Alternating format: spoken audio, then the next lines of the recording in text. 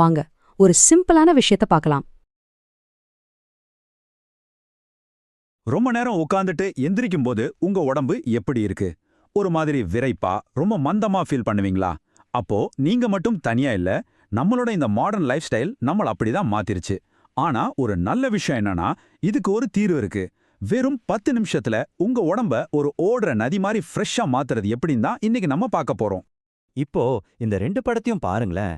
ஒரு பக்கம் கலகலன்னு ஓடுற ஒரு சுத்தமான நதி, இன்னொரு பக்கம் பாசி பிடிச்சு ஒரே குப்பையா நாத்தம் அடிக்கிற ஒரு தேங்கின குட்டை. இதுல எது உங்க உடம்பா இருக்கணும்னு நீங்க ஆசைப்படுறீங்க? பாக்குறதுக்கு இது வெறும் தண்ணி மாதிரி இருந்தாலும் இதே விஷயம் நம்ம உடம்புக்கும் பொருந்தும். ஒரு நிமிஷம் யோசிச்சு பாருங்க. ரொம்ப நேரம் ஒரே இடத்துல உட்காந்துட்டு எந்திரிக்கும் போது உங்க உடம்பு அந்த ஓடுற நதி மாதிரி புத்துணர்ச்சியா இருக்கா, இல்ல அந்த தேங்கின குட்டம் மாதிரி மந்தமா பாரமா இருக்கா? உங்க மனசாட்சிக்கு உண்மையா ஒரு பதில் சொல்லுங்க. சரி, இந்த மந்தமான ஃபீலிங்குக்கு காரணம் என்ன? இது சும்மா சோம்பேறித்தனம்லாம் இல்லைங்க.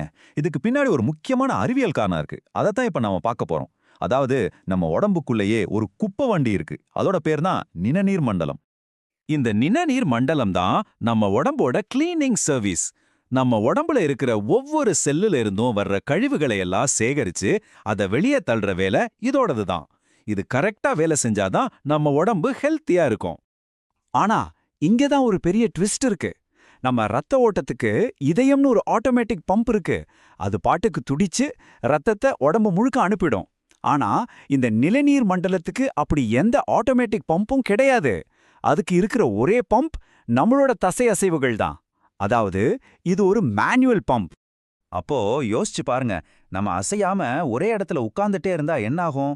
அந்த குப்பை வண்டி ஓடாது, உடம்புக்குள்ளேயே கழிவுகள் தேங்க ஆரம்பிக்கும். அதோட விளைவு தான் நம்ம ஃபீல் பண்ற அந்த சோர்வு, கை கால் வீக்கம், அப்புறம் மூட்டு வலி. ஆனா பயப்படாதீங்க, இந்த பிரச்சனையை சரி பண்ண ஒரு ரொம்ப சிம்பிளான வழி இருக்கு.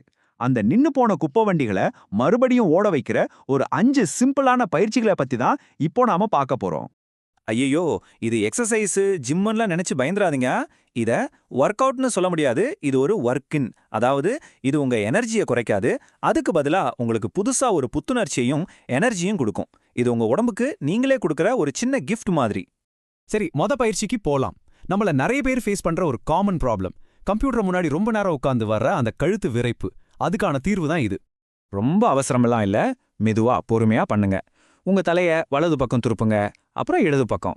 மெதுவா மேல பாருங்க, கீழே குனிங்க, கடைசியா ஒரு முழு வட்டம். இந்த சிம்பிளான அசைவு நாள் முழுக்க டைட்டா இருந்த உங்க கழுத்து தசைகளுக்கு ஒரு பெரிய ரிலீஃபை தரும். அடுத்ததா நம்ம தோள்பட்டைக்கும் மேல் முதுகு பகுதிக்கு போகலாம். நம்மள நிறைய பேரு கொஞ்சம் கூன் போட்ட மாதிரி தானே உட்கார்ந்துருப்போம் இல்லையா? உங்க தோள்பட்டைய ரெண்டையும் காது வரைக்கும் தூக்குங்க, அப்புறம் அப்படியே பின்னாடி சுத்தி கீழே இறக்குங்க. இப்படி பண்ணும்போது உங்க நெஞ்சு விரியறதையும் நல்லா மூச்சு உள்ள போறதையும் ஃபீல் பண்ணுங்க. இது உங்க பாஸ்டரையும் சரி பண்ணும். 3வது பயிற்சி நம்ம முதுகு எலும்புக்கு ஒரு நல்ல ஆயில் மசாஜ் கொடுத்த மாதிரி இருக்கும். இதை நீங்க உங்க சேர்ல உட்கார்ந்துட்டே கூட பண்ணலாம். நல்ல மூச்சை உள்ள இழுக்கும்போது முதுக வளைச்சு மேல பாருங்க. மூச்சை வெளியே விடும்போது முதுக வளைச்சு உங்க தொப்புல பாருங்க. ஒவ்வொரு மூச்சுலயும் உங்க முதுகுத்தண்டு நல்லா ஃப்ளெக்சிபிள் ஆகிறத ஃபீல் பண்ணுவீங்க. பேக் பெயின் இருக்கிறவங்களுக்கு இது ஒரு சூப்பர் மருந்து. 4வதா ரொம்ப நேரம் உட்கார்ந்து ரொம்பவே பாதிக்கப்படுற நம்ம இடுப்பு பகுதிக்கு வருவோம். எழுந்து நின்னு உங்க இடுப்புல கை வச்சுக்கோங்க.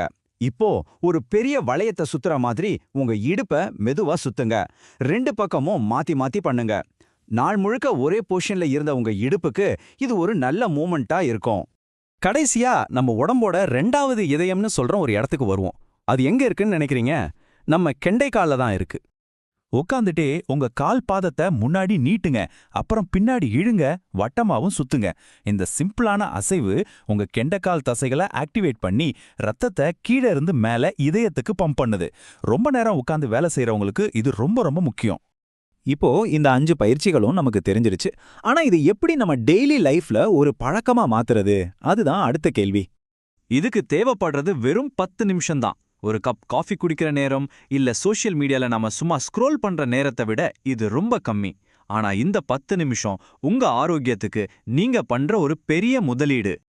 இந்த வாரம் உங்களுக்கு ஒரு சின்ன ஹோம்வொர்க், இல்ல ஒரு சேலஞ்சுனே வச்சுக்கலாமா? இந்த மாதிரி ஒரு சின்ன நோட் எடுத்துக்கோங்க. தினமும் இந்த பயிற்சியை செய்யறதுக்கு முன்னாடியும் செஞ்சதுக்கு அப்புறமும் உங்க உடம்பு விரைப்புக்கு 1லேருந்து 10 வரைக்கும் ஒரு மார்க் போடுங்க. இந்த சின்ன அசைவு எவ்வளோ பெரிய வித்தியாசத்தை உண்டாக்குதுன்னு உங்களுக்கே ஆச்சரியமா இருக்கும். கடைசியா இந்த எல்லாத்துக்கும் பின்னாடி இருக்கிற ஒரு முக்கியமான தத்துவத்தை பத்தி பேசலாம். எப்பவுமே எக்ஸசைஸ்னா கஷ்டப்படணும் வலிக்கணும்னு அவசியம் இல்ல. அது ரொம்ப மென்மையா அன்பா இருக்கலாம். உங்க உடம்புக்கு நீங்க ஒரு நன்றி சொல்ற மாதிரி இந்த பயிற்சிகளை செய்யுங்க. நம்ம உடம்ப சரி பண்ற மாதிரி ஒரு அசைவு தான் நம்ம இலக்கா இருக்கணும். யோசிச்சு பாருங்க, ஒருவேளை நமக்கு தேவையான சிறந்த மருந்து வெளியில எந்த மெடிக்கல் ஷாப்லயும் இல்லாம நம்ம உடம்புக்குள்ளேயே இருக்கு. அதை திறக்க வேண்டிய சாவி நம்மளோட இந்த சின்ன சின்ன அசைவுகள் தான்னா எப்படி இருக்கும்? நிச்சயமா அது ஒரு நல்ல விஷயம் தானே. இந்த வீடியோ உங்களுக்கு பிடிச்சிருந்ததுன்னா லைக் பண்ணுங்க, ஷேர் பண்ணுங்க, சப்ஸ்கிரைப் பண்ணுங்க. தேங்க்யூ ஃபார் வாட்சிங்.